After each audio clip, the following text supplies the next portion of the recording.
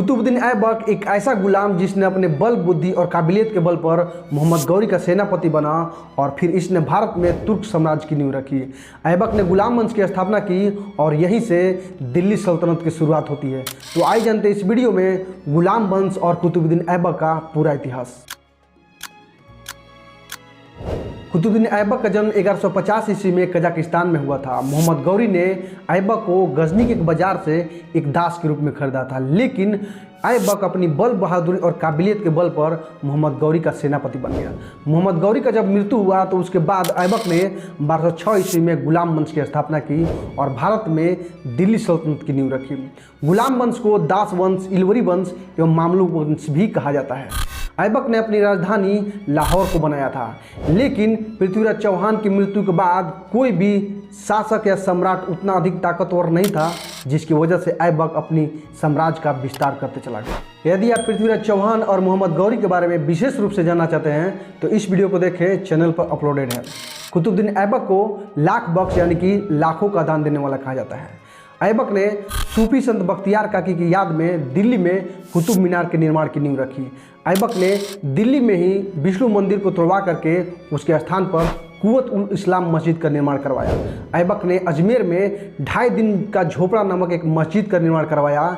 यह 2.5 दिन झोपड़ा नामक मस्जिद पहले एक संस्कृत विद्यालय था, जिसका निर्माण चौहान वंश के विग्रहराज चतुर्थ ने करवाया था, जिसे तुड़वा करके ऐबक ने 2.5 दिन नामक झोपड़ा मस्जिद में परिवर्तित कर दिया था। कुतुबुद्दीन ऐबक का सेनापति बख्तियार खिलजी था, जिसने बिहार में स्थित विश्व प्रसिद्ध नालंदा विश्वविद्यालय को पूरी तरह से ध्वस्त करके आग के हवाले कर दिया था।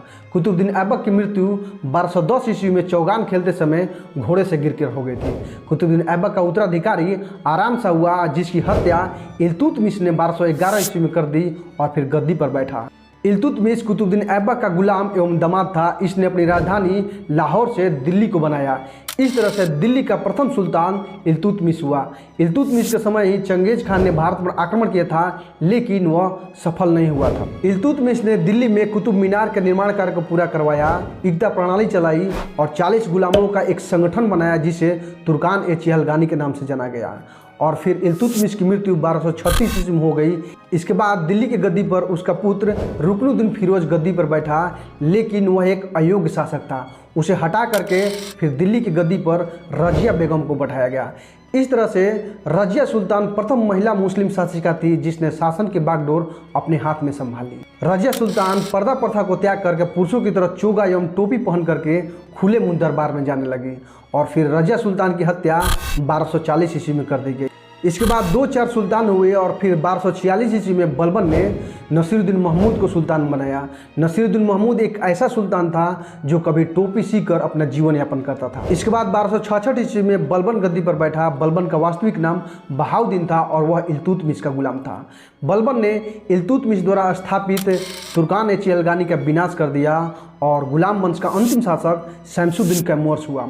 इसके बाद 1290 ईस्वी में खिलजी वंश की शुरुआत होती है। इस तरह से गुलाम वंश का शासन दिल्ली पर 1206 ईस्वी से 1290 ईस्वी तक चला। वीडियो नॉलेजफुल लगे तो लाइक से सब्सक्राइब करें। धन्यवाद।